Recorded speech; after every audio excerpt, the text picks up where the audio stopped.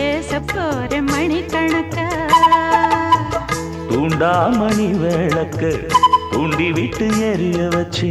உன் முகத்தை பார்க்க போற நாள் கணக்கா